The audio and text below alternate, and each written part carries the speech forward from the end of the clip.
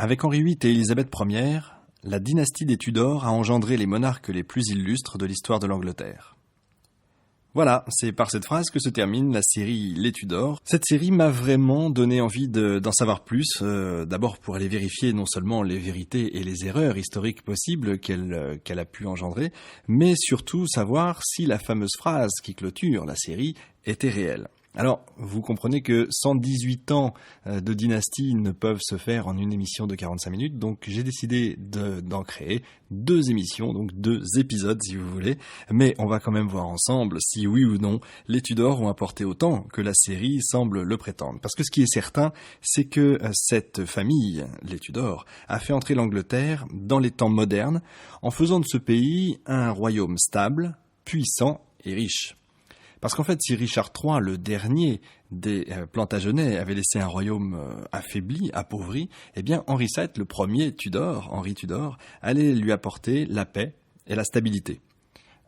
Comme aucun autre roi avant lui, il a géré les affaires, il a même évité de faire des guerres. Pourquoi ? Parce qu'il n'avait pas d'argent, tout simplement. Et petit à petit, il a amassé un trésor suffisant que son fils d'ailleurs s'est chargé de dilapider. Parce qu'Henri VIII, on va le voir ensemble, c'est l'antithèse de son père. D'abord très beau, athlétique, remarquable joueur, on sait qu'il était également musicien et poète. En fait, un vrai roi de la Renaissance. Alors, on dirait plutôt un vrai roi de l'entre-deux-mondes, parce que c'est à la fois un ancien et un moderne. Son règne, évidemment, tout le monde le connaît par ses frasques matrimoniales, par ses démêlés avec le pape, mais c'est un règne entièrement centré sur une seule problématique, qui est une problématique vitale si on veut vraiment comprendre et appréhender l'histoire des Tudors, c'est la quête d'un héritier, la recherche de succession et de légitimité. Parce que vous devez bien comprendre une chose, Henri VII, le premier Tudor, n'a pas hérité de la couronne d'Angleterre, il l'a conquise sur un champ de bataille.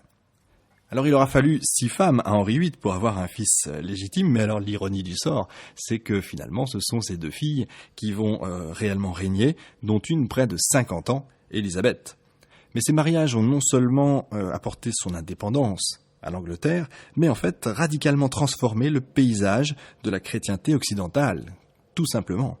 L'ère suivante, c'est l'ère élisabéthaine, bien sûr, qui va suivre, va aborder aussi, évidemment, le problème de la succession, le problème de la légitimité, d'autant plus que là, c'est une femme qui est au pouvoir. Élisabeth, on le sait, va refuser de se marier. En fait, elle n'a eu qu'un seul amour, son royaume. Alors aujourd'hui, sur Hérodote.net, les Tudors.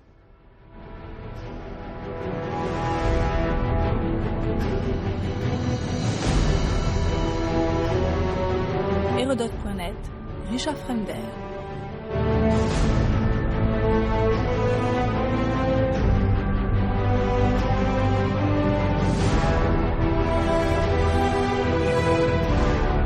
Quand on parle des Tudors, on évoque incontestablement, plus globalement, l'idée de la Renaissance, et de la Renaissance anglaise, forcément. C'est une période extraordinaire qui est traversée par une foultitude d'idées, également par des problèmes d'argent continuels pour la couronne, et bien sûr, évidemment thème central, la religion. C'est le moment, en Europe en même temps, de la formation des idées, des grands projets. C'est le moment où on croise Erasme, Guillaume Budet, etc. Les grands projets, les grandes idées. Est-ce qu'aujourd'hui, nous avons l'équivalent ? Ce n'est pas si évident.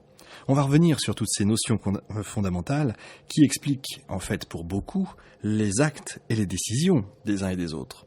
On va également éviter un écueil, celui de reprendre la propagande, parce qu'on dit toujours que les grandes familles, les grands règnes ont été soutenus par de grandes et de fortes plumes.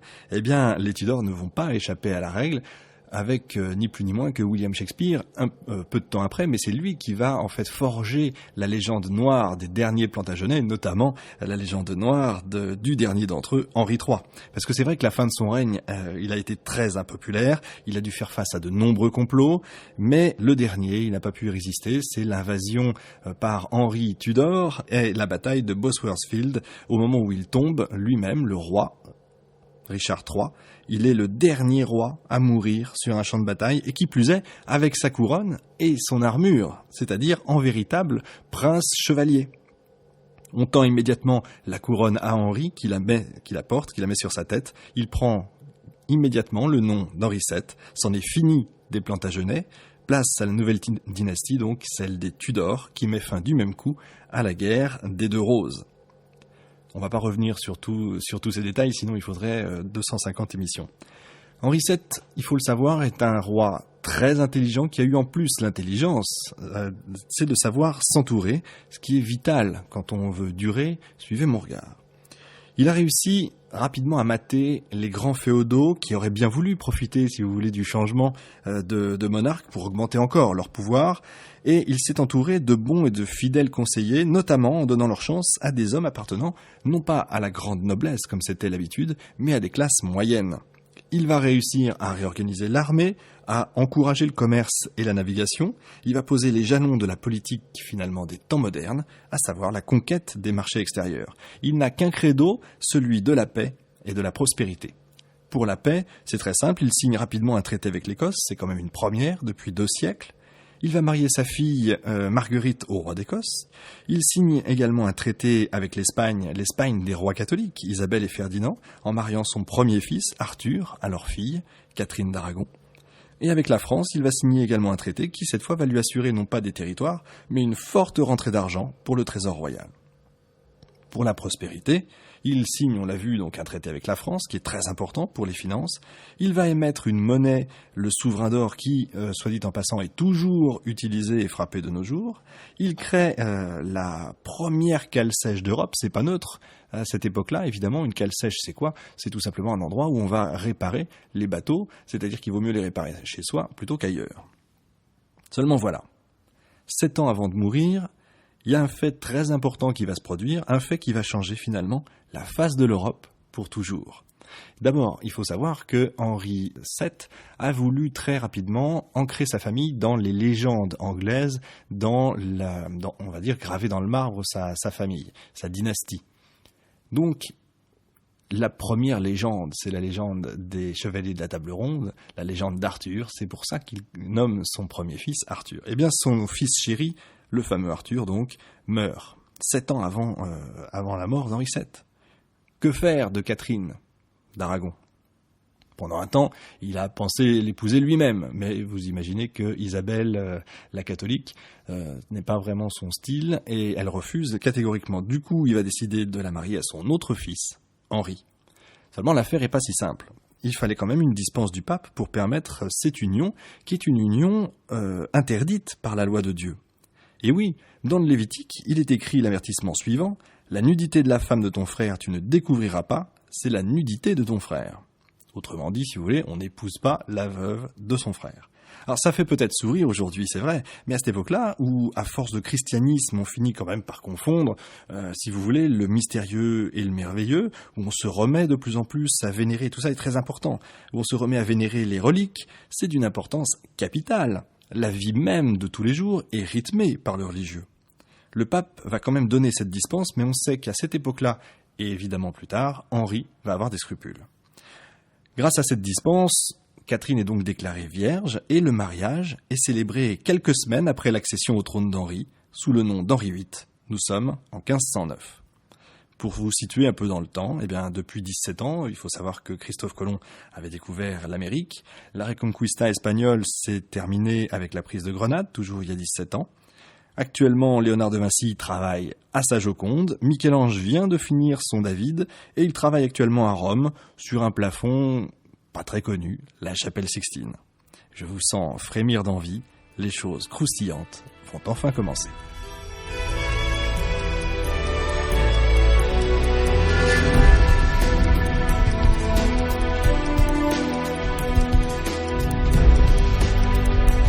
Alors, je le disais tout à l'heure, Henri VIII, c'est tout le contraire de son père. Henri VII, lui, avait apporté le calme et la prospérité. Mais à ce moment-là, la cour d'Henri VII avait perdu son éclat pour devenir même lugubre, et on va même dire d'un lugubre extrêmement sévère sur la fin du règne. Le jeune roi, Henri VIII, tranche complètement avec l'ancien qui était malade, voire même paranoïaque, sur la fin de sa vie. Henri VIII est très grand, très beau, avec le teint éclatant des athlètes, et il avait, disait-on, le mollet avantageux, et il paraît qu'il le montrait assez souvent. Ses cheveux étaient roux, droits et drus. On sait qu'il était intelligent et érudit, parlait français, anglais, latin et un peu d'italien. Voilà ce que disait de lui Thomas More, en vers. Il est un nouveau Messie, destiné à effacer les larmes de nos yeux et à les remplacer par la joie. C'est dire, si vous voulez, l'attente qui était mise en lui. On avait envie à nouveau de s'ouvrir, de s'amuser et de changer. Et c'est ce qui se passe. Au tout début, Henri pensait plutôt à s'amuser et à dépenser l'argent que son père avait difficilement amassé et engrangé. Attention, contrairement à ce qu'on peut penser, Henri VIII, là je vous arrête au cas où vous penseriez ça, Henri VIII n'est pas un libertin, ce n'est pas un coureur de jupons, on est loin des François Ier, des futurs Henri IV, etc. Non, Henri VIII n'est pas ça. D'ailleurs, on lui a connu peu de maîtresses, en fait, globalement. Mais lui, ce qu'il cherchait avant tout, d'abord il était jeune, et ce qu'il cherchait avant tout, c'était la popularité. D'ailleurs, son premier acte politique a été de se démarquer immédiatement de son père, en déclarant un pardon général aux prisonniers de la Tour de Londres, et même en faisant arrêter d'ailleurs ceux qui, sous son père, s'étaient rendus coupables de corruption et les autres de tyrannie. Ils ont été exécutés, certains même sans preuve, très rapidement. Du coup, vous pensez bien, la popularité d'Henri VIII était extrêmement importante au moment de son accession. Contrairement à son père, Henri VIII n'est pas du tout un administratif. Il a horreur de gérer. De fait, il gère pas lui-même les affaires administratives. Et par contre, comme son prédécesseur, il a su s'entourer d'hommes brillants, d'hommes remarquables. On a Thomas Wolsey, Thomas Cromwell, Thomas More, Thomas Cranmer. Vous me direz, Thomas était un prénom usuel. Le roi confie d'abord à Thomas Wolsey, l'ancien chapelier de son père, en fait, des missions diplomatiques. Il va s'acquitter fort bien de sa tâche, si bien qu'Henri VIII, va le nommer, le faire entrer à son conseil privé. En 1515, une date qui pour nous est bien connue, il obtient, Thomas Wolsey, le chapeau de cardinal, puis le titre de légat du pape. Wolsey était ce qu'on appelle aujourd'hui un parvenu, et même, on dirait aujourd'hui, quelqu'un de bling-bling, mais le roi, c'est-à-dire qu'en fait, il aimait se montrer avec des parures extrêmement riches, il avait un château gigantesque, et il montrait qu'il avait de l'argent. Mais le roi avait confiance en lui, en ses capacités, pour les affaires du royaume. C'était devenu un personnage important, je dirais même un personnage incontournable du royaume, le premier personnage après le roi quand même, ce que la série montre d'ailleurs très bien. En tant que chancelier, il gouvernait l'État, et en tant que cardinal et légat, il réglait les affaires religieuses, autrement dit, si vous voulez, il avait la mainmise globale partout. Vous imaginez déjà le ressentiment de la noblesse à son égard, et surtout de la haute noblesse. Or, c'est le moment où Ferdinand d'Aragon meurt, peu de temps après d'ailleurs Louis XII, et l'échiquier européen est en train de bouger, vous le comprenez, est en train de bouger fortement, parce qu'au même moment, un jeune roi également athlétique monte sur le trône de France, François Ier, qui, alors là je vous le dis très clairement, Henri VIII le déteste immédiatement, non pas parce qu'il est français, mais parce que son esprit chevaleresque lui fait penser qu'il a là un rival direct et concret. Et en Espagne, Charles V de Habsbourg devient roi, à 15 ans. Le sort de l'Europe est désormais suspendu à ces trois hommes, Henri VIII, François Ier, Charles V. Mais c'est pas tout. Parce qu'une autre tempête se lève venue de Saxe. Un ouragan qui va déferler sur les royaumes du Nord, pénétrer en Écosse, en Angleterre, en France, pour frapper durement la papauté et ébranler les fondements du christianisme, la réforme protestante.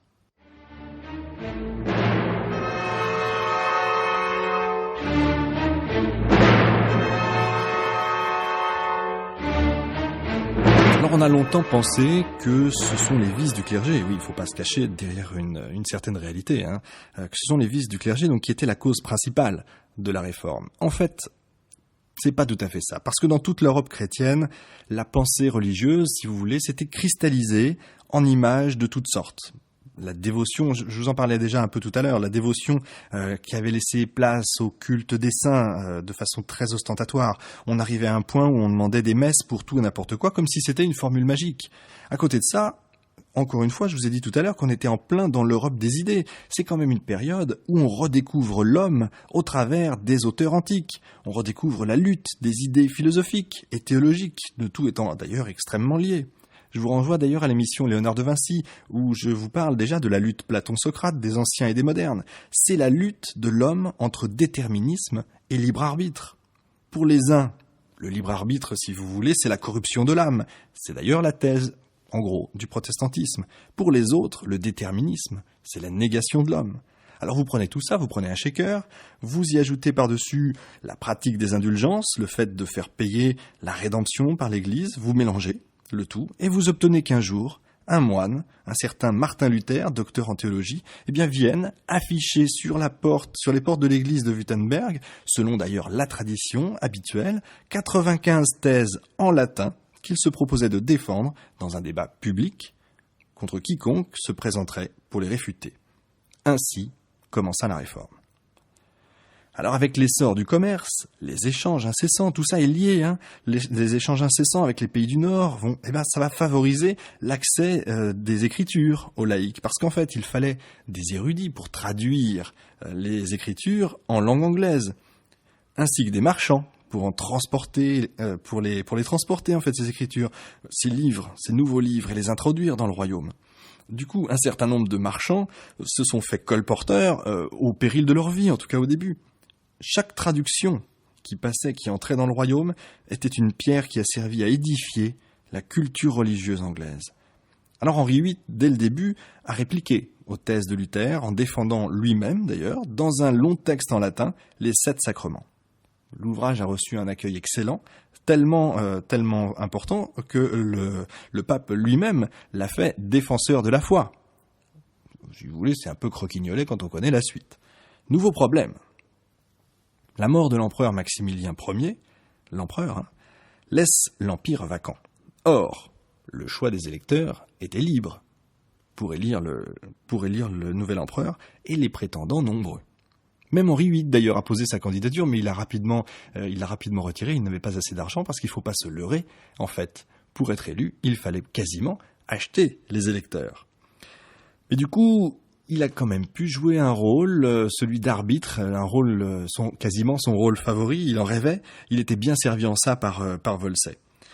François Ier et Charles V se disputent l'Empire, l'un et l'autre. Finalement, vous le savez, Charles V est choisi. Il prend le nom de Charles Quint, il est âgé seulement de 19 ans. Charles Quint devient empereur du Saint-Empire romain germanique et roi de Rome. C'est donc le prince le plus puissant d'Europe. C'est peut-être même le prince le plus puissant du monde. On dit d'ailleurs de son empire que c'est l'empire sur lequel le soleil ne se couche jamais, puisqu'il va d'Amérique du Sud jusqu'en Europe.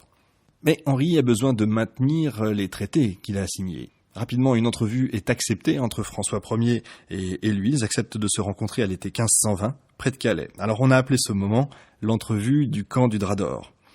Pourquoi je vous en parle ? Eh bien parce que tout simplement, jamais de mémoire d'homme, on a vu de fête plus splendide et plus coûteuse. Voilà tout simplement ce qu'on écrit à l'époque. Un contemporain parle du camp comme la 8e merveille du monde. En fait, François Ier voulait éblouir son cousin, et de son côté, Henri VIII n'avait encore une fois l'esprit chevaleresque. Encore une fois, ce sont peut-être les derniers rois chevaliers avant la vraie Renaissance, donc ils sont vraiment entre deux mondes. Henri VIII, lui, ne voulait pas se passer, si vous voulez, pour un inférieur, donc ils ont monté ensemble un camp gigantesque d'égale importance. L'entrevue a été tellement préparée avec une telle minutie, par ce qu'on n'appelait pas encore le protocole, qu'il nous en reste en fait les textes dans les archives anglaises. On a la description exacte des préparatifs, et je ne résiste pas à l'envie et au plaisir de vous en narrer une partie. Pour empêcher toute confusion, il avait été en fait décidé que chaque roi viendrait avec un nombre limité d'hommes. La suite d'Henri se montait donc à 3000 hommes et chevaux, sans compter le train de la reine et des autres dames. Le cardinal Wolsey arriva le premier, tout de rouge vêtu, chapeau de cardinal sur la tête, monté sur une mule carapassonnée de velours rouge clouté d'or. En or également étaient les boucles et les étriers, 150 archers à cheval, l'arc baissé et le carquois au côté l'accompagnaient, ainsi que 100 gentilshommes. Je vous ai dit également que Henri VIII aimait le faste. Eh bien, écoutez donc. Il était vêtu d'une cape de drap d'or, bordée de joyaux et travaillée d'or, d'un pourpoint de drap d'or incrusté de joyaux, et il portait en écharpe les plus beaux joyaux et sur la tête une magnifique coiffure faite de la plus fine toile d'or. Si vous voulez, pendant 15 jours, ce ne furent que fêtes, festins, joutes et danses. Pour rivaliser avec François, le roi Henri VIII s'était même fait construire un palais tout en toile. Ensuite, il s'est rendu à Calais. Pourquoi ? Pour rencontrer Charles Quint. François Ier avait voulu, si vous pardonnez l'expression, en mettre plein la vue à Henri VIII, lui montrer toute sa puissance et sa grandeur. Il n'a finalement réussi qu'à faire une chose, lui faire peur.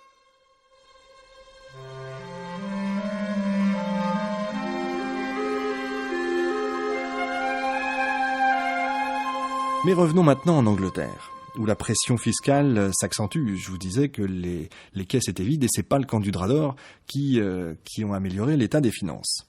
Le cardinal Wolsey avait une idée curieuse finalement, c'est de tenter une nouvelle formule d'imposition aimablement intitulée « don gracieux », l'amicable grant. En théorie, c'était un don fait au roi par ses sujets bien-aimés. Dans les faits, c'est une lourde taxe imposée sans l'accord même du Parlement. Alors, dire que cette taxe a été impopulaire est un peu un euphémisme. On est allé même jusqu'à des violences ici et là. Même les Londoniens ont refusé de payer. Et, pour tout vous dire, même le clergé s'est carrément rebellé. Alors le roi a dû faire machine arrière, il a carrément accusé Wolsey en disant c'est lui, moi j'y suis pour rien, alors qu'on sait très bien, on imagine bien que Wolsey n'a pas pu faire ça tout seul, mais en fait ça lui permettait de ne pas perdre la face. Vous voyez aussi que rien ne change en ce bas monde. Mais voyez aussi tout de même que dans la première partie de son règne, la politique d'Henri VIII est essentiellement celle menée par le cardinal. Et pour ce qui est de la politique intérieure, c'est un bilan absolument désastreux, on peut dire même catastrophique. Son impopularité, celle de Wolsey, était à ce moment-là à son comble. On va maintenant rentrer et passer dans les alcôves, puisqu'on parle bien d'Henri VIII et on est à la cour du roi. J'ai dit tout à l'heure qu'on connaissait peu de maîtresses à Henri VIII. On en connaît quand même certaines, parce qu'on connaît beaucoup de choses, même les plus intimes. Une certaine dame, Elizabeth Blount, notamment, de qui il eut un fils, Henry Fitzroy, qui fera d'ailleurs duc de Richmond plus tard. Mais alors qu'est-ce à dire? Enfin un fils? Après que la reine elle-même ait fait plusieurs fausses couches et lui ait donné une fille? Est-ce que ce serait pas la malédiction du Très-Haut qui s'acharnerait sur lui?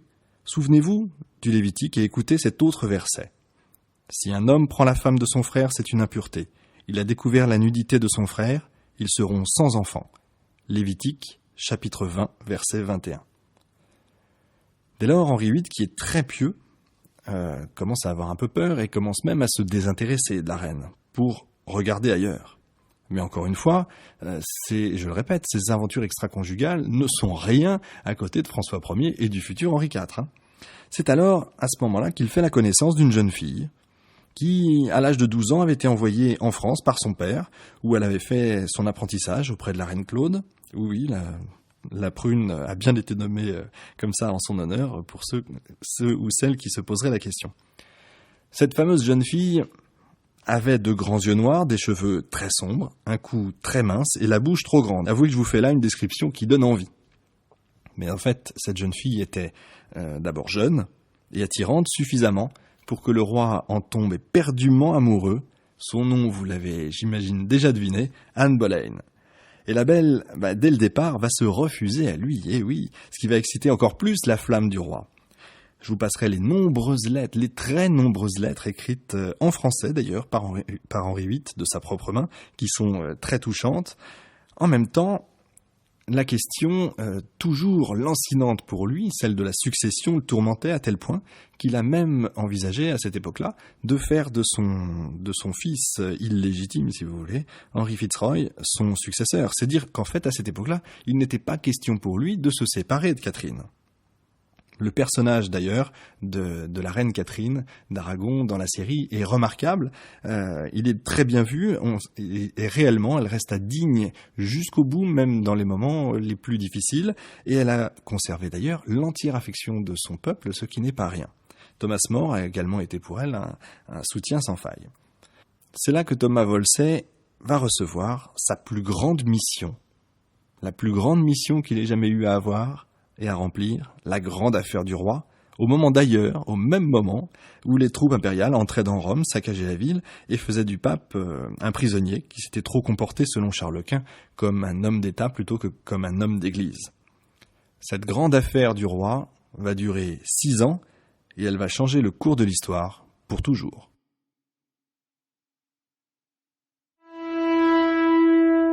On est alors en mai 1527. Henri VIII prit sa décision cette fois et il commence à consulter des juristes et des théologiens et bien sûr Wolsey. Il veut faire annuler son mariage. De fait, Directement, il va aller informer Catherine, comme ça, en lui disant qu'elle n'était pas son épouse légitime et qu'il vivait dans le péché depuis 18 ans. C'est très agréable à entendre, vous l'imaginez. Or, vous pensez bien quand même qu'une chose est extrêmement importante à ce moment-là, c'est que se séparer de Catherine, mettre fin à cette union, pouvait avoir pour première conséquence, eh bien, de se mettre mal avec l'empereur. C'est quand même Catherine d'Aragon. Et se mettre mal avec l'empereur, c'est se mettre mal avec le prince le plus puissant d'Occident. Et Wolsey, qui était chargé des tractations avec le pape, il n'était pas vraiment à l'aise, d'autant que pour le pape, il avait le choix entre faire plaisir à l'Angleterre ou faire plaisir à l'empereur, ce même empereur qui venait quand même de lui montrer peu de temps avant qu'il pouvait entrer dans Rome comme ça, mettre à sac et le faire prisonnier. Le choix était vite fait, vous comprenez. Et durant 6 ans, il ne se passa rien du tout. Mais toutes les décisions du roi, étaient prises en fonction de sa grande affaire. C'en était devenu une véritable obsession pour lui. Il fallait se séparer de Catherine, il voulait épouser Anne Boleyn, non pas uniquement pour des plaisirs de la chair, mais toujours avec l'esprit, celui de la succession.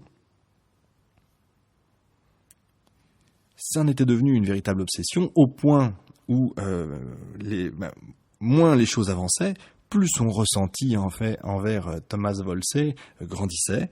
Et pendant ce temps-là, vous comprenez bien, Anne Boleyn avait fini par succomber au plaisir de la chair, elle n'allait pas attendre 107 ans, et paradait maintenant directement au bras du roi, devant Catherine. Les jeux de pouvoir en sous-main étaient maintenant grandissants, puisqu'il y avait les pro-Catherine, les pro-Anne, les anti et les anti. Ça commençait à devenir un peu compliqué. Le pape avait fini par déclarer qu'il accorderait le divorce au cas où la déclaration de nullité serait déclarée. Mais justement, c'était là tout le problème, et c'était un problème juridique. Il fallait donc instruire un procès. Catherine saute sur l'occasion, elle demande à ce que le procès soit instruit à Rome. Henri VIII, bien entendu, n'en veut pas de ce procès à Rome. Il fait ouvrir et le convoquer à Londres en 1528. Mais c'est pas une mince affaire que cette grande affaire. On fait quand même appel à une armée de théologiens, chrétiens, juifs, des érudits hébraïsants, des hellénisants, des juristes, des canonistes. Or, le procès est un échec.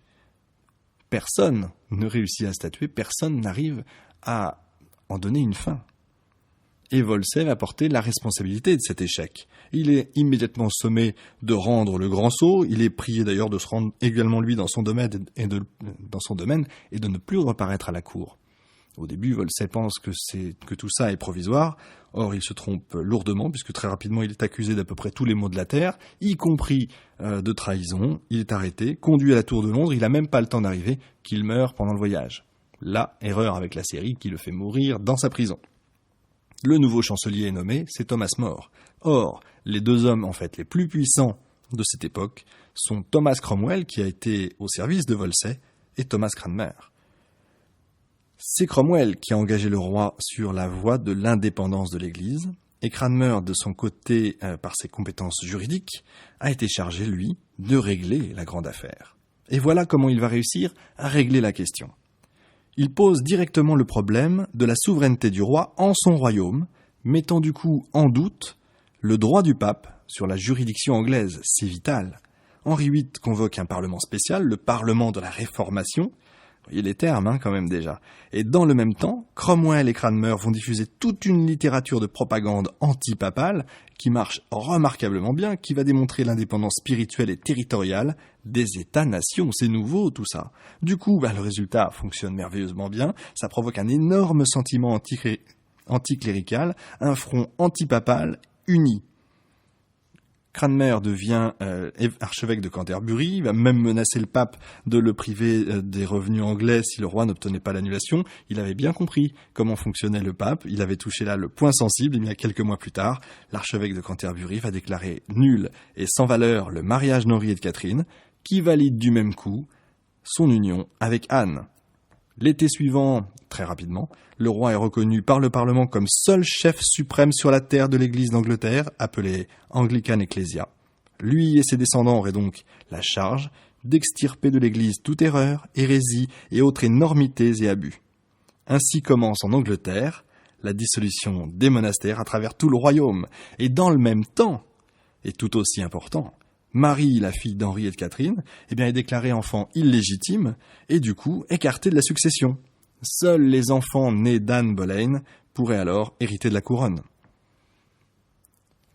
Il fallait prêter serment maintenant au nouveau roi et les premiers à prêter serment devaient être les conseillers.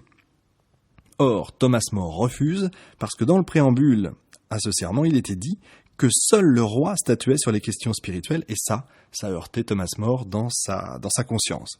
Il est immédiatement arrêté, immédiatement exécuté. Henri avait décidé de marquer de son empreinte cette nouvelle église dont il était le chef.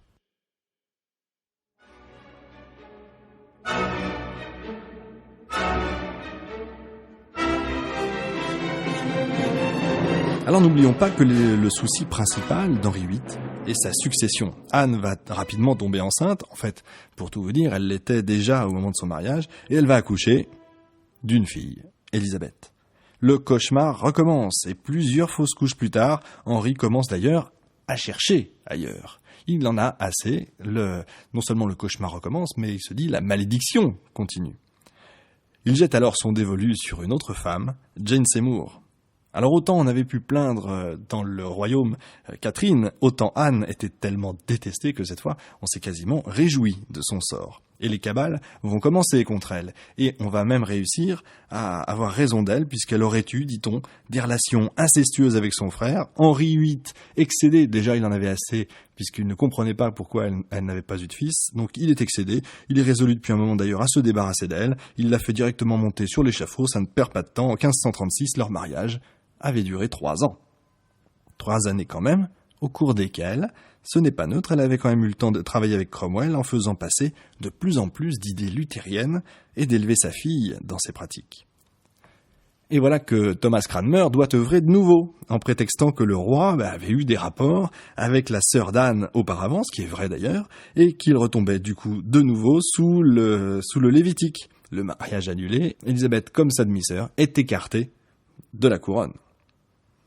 Et Cromwell, qui pourtant avait travaillé avec Anne, ne l'a pas soutenu par but politique, parce qu'en fait, lui avait réussi à faire une chose extrêmement importante, à faire un travail extrêmement important. Il avait réussi à faire diffuser la Bible en anglais, évidemment avec l'accord du roi, dans toutes les paroisses du royaume. Imaginez un peu la révolution, c'est-à-dire qu'on lisait à cette époque-là la Bible en anglais, en langue vernaculaire. En fait, Cromwell et Cranmer, et le roi également, cherchaient une voie qu'on dirait aujourd'hui une voie médiane.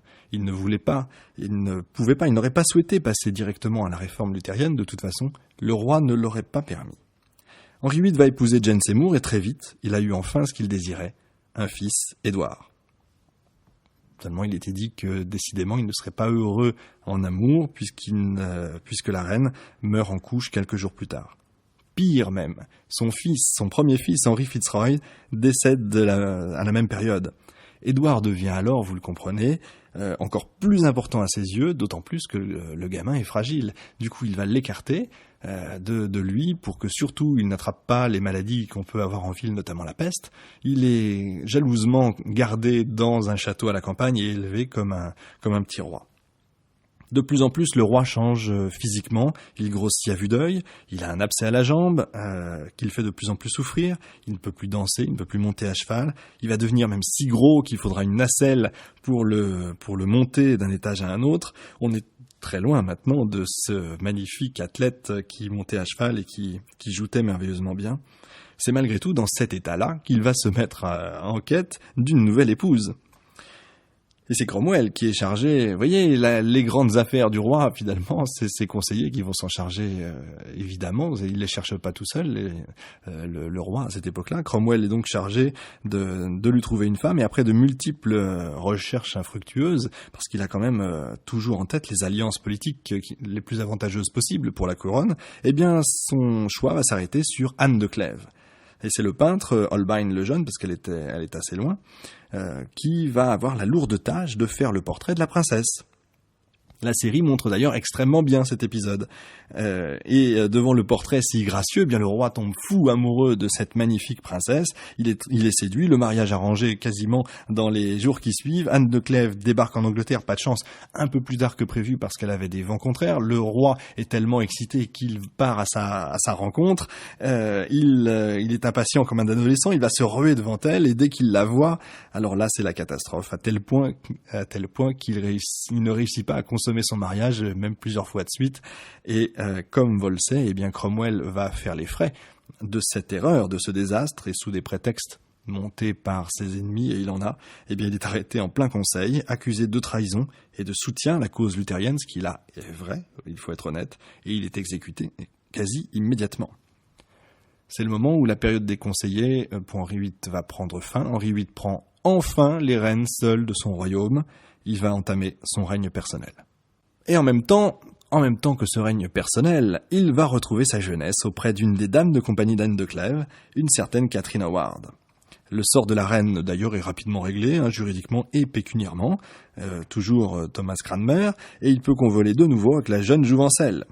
Rapidement pourtant, je vous ai parlé de l'état physique du roi, elle veut plus, elle veut surtout mieux, et là on dit qu'elle aurait distribué ses faveurs un peu à tout le monde, surtout dans l'entourage du roi. À l'automne 1541, bien le Conseil a obtenu toutes les preuves possibles contre la reine, les preuves d'infidélité de Catherine. Et oui, peut-être qu'il y a là une malédiction sur le prénom. Le bourreau fait de nouveau son œuvre en février 1542. La guerre avec l'Écosse va arriver à point nommé et fort à propos parce que le roi a besoin de se divertir de tous ses déboires conjugaux. Il va régler ce petit conflit, mais il a besoin de plus et c'est le moment où il part guerroyer en France puisque la brouille entre François Ier et Charles Quint redonne des couleurs à l'Angleterre sur le plan international. Il traverse donc la Manche, il assiège Boulogne, il fait tomber Boulogne, mais malade très fortement d'ailleurs, il est obligé de rentrer en urgence en Angleterre, il laisse son armée qui part elle également en urgence pour aller défendre Calais. En retour, les Français contre-attaquent sur 3 fronts, mais Henri sort victorieux de ce combat. Entre-temps, ce professionnel du mariage, si vous me pardonnez l'expression, avait trouvé quand même le temps de se trouver une 6e épouse. Mais cette fois, il n'avait pas cherché une belle et jeune princesse, il n'avait pas besoin, il avait peut-être compris qu'il n'avait plus besoin d'un héritier puisque son fils commençait à grandir, mais il avait besoin plutôt d'une épouse douce et charitable. Parce que les dernières années de sa vie, Henri VIII a connu un temps de maladie et de fortes souffrances. Il avait besoin qu'on le soulage. Il avait besoin d'une femme à ses côtés, une femme aimante. Il avait des ulcères aux 2 jambes, il était devenu bouffi, accablé de graisse. Là, cette fois, le bel athlète est extrêmement loin, à tout jamais. En ça, je vous dirais que la série est très très très loin de la vérité. Catherine Parr, sa 6e épouse, et oui, encore une Catherine, avait 31 ans, elle était, elle, très éduquée et ouverte aux idées nouvelles, si vous me voyez venir. Elle a du reste écrit un ouvrage de prière qui est considéré comme un des plus anciens ouvrages de dévotion protestant. Dans un autre ouvrage, une autobiographie spirituelle, publiée d'ailleurs sous le règne d'Élisabeth, elle témoigne de son goût pour les idéaux de la Réforme. Mais pour la première fois, la reine a à cœur de réunir les 3 enfants du roi, et les guider dans leur lecture. Et la série montre très bien ces épisodes qui ne sont pas neutres pour la suite. Les dernières années de sa vie, eh bien, Henri VIII va changer. Il va aimer à se présenter comme un vieux sage, toujours partisan encore de la voix médiane. Il aimait bien rappeler que la Bible en anglais, eh bien en fait, ne devait servir qu'à être lue de façon compréhensible pour tout un chacun, et non pas pour être discuté et jugé, ce qui sèmerait le doute chez les gens simples. Il va même plaider sa parole devant le Parlement dans un discours qu'on dirait un discours testament, qu'il va terminer ému aux larmes. Et des témoins rapportent également que beaucoup avaient les larmes aux yeux et même pleuraient à la fin du discours. Mais avec la reine, les idées protestantes vont recommencer de circuler à la cour. L'évêque Gardiner, qui est membre du conseil, veillait au grain, et il a failli obtenir la disgrâce de la reine. Il avait réuni assez de preuves pour la faire arrêter, mais elle a été prévenue, on ne sait pas encore comment ni par qui. Elle a réussi à feindre l'humilité devant le roi, qui en fut extrêmement touché et qui lui pardonna. La scène dans la série qui montre des hommes d'armes et le chancelier qui vient arrêter Catherine dans le jardin en compagnie du roi est une scène authentique, absolument réelle, et la colère violente d'Henri VIII également. Il aimait montrer, surtout vers la fin de sa vie, il aimait changer d'avis très rapidement, il aimait montrer qu'il était, si vous voulez, le seul maître à bord parce que tel était son bon plaisir de décider. Or, devenu très malade, eh bien, Henri va pencher cette fois définitivement du côté protestant au point de vouloir, même pendant un temps, supprimer la messe dans toute l'Angleterre. Henri VIII meurt le vendredi 28 janvier 1547. Il est enterré, selon ses volontés, aux côtés de Jane Seymour, qui est certainement la seule femme qu'il ait vraiment adorée. Il avait régné 37 ans et 8 mois. On rapporte qu'il est mort en bon chrétien, et oui, il n'est pas à une contradiction près. Il avait également préparé sa succession dans l'ordre suivant, écoutez bien, Édouard, Marie, Élisabeth. Les 2 femmes revenaient, vous l'avez bien compris, dans l'ordre de succession de la couronne. Alors vous l'avez peut-être senti, j'ai un certain faible pour ce roi, d'abord que j'ai découvert avec la série, les Tudors, puis au fil des recherches pour préparer justement cette émission. J'ai découvert un roi pétri de contradictions qui m'est cher, ne sachant trop, j'aime bien l'idée, ne sachant trop par quel chemin prendre pour ce peuple qu'il adorait. Il cherchait par tous les moyens à ne pas les heurter trop violemment, à ne pas heurter leurs convictions, et surtout il cherchait à élever leur âme malgré eux. Pour ça, malheureusement, il a laissé un royaume divisé religieusement, avec une confession de foi mal définie, on l'a vu, on ne sait pas trop où on va, une paix boiteuse avec la France, c'est le moins qu'on puisse dire, un conflit jamais réglé avec l'Écosse, mais là, qui sera capable de le régler? Eh ben, on le verra, et surtout, plus grave, des caisses vides. Malgré tout, je trouve qu'il a réussi à faire... et il n'y a pas que moi, il a réussi à faire de l'Angleterre un pays qui compte au milieu de l'affrontement qui quand même a été et est titanesque entre Charles Quint et François Ier, entre la France et l'Empire. Mais j'ai trouvé surtout un homme, là on n'est plus sur le roi mais sur l'homme, globalement malheureux. Alors vous me direz, les rois sont-ils faits pour être heureux? C'est une grande question. Et surtout même malchanceux en amour quelque part. Et on sait qu'il ne vit pas souvent non plus son fils. Alors, on est à une autre époque, c'est vrai. Ce fils qui fut élevé en vrai roi de la Renaissance, cette fois. Or, Édouard va monter sur le trône à l'âge de 9 ans. On dit qu'il était très intelligent, très cultivé, mais pour tout vous dire, il n'a pas eu le temps de le démontrer réellement, parce qu'à peine avait-il engagé le pays vers le protestantisme, cette fois, alors là, complètement officiellement, aidé en ça par l'éternel Cranmer, qui ne se cachait plus, qui ouvertement lançait le pays dans la réforme luthérienne. Eh bien, malheureusement, il est emporté, notre Édouard, par la phtisie en 1553. Il n'avait pas 16 ans. Or, les Anglais n'avaient pas eu le temps de devenir encore de bons protestants. Ils allaient maintenant avoir fort à faire face à 2 femmes, Marie et Élisabeth, que nous allons découvrir dans la prochaine émission. Ne manquez donc pas les Tudors, seconde partie, et n'hésitez pas à nous faire part de vos commentaires sur Facebook à la page podcast-hérodote.net. À très vite.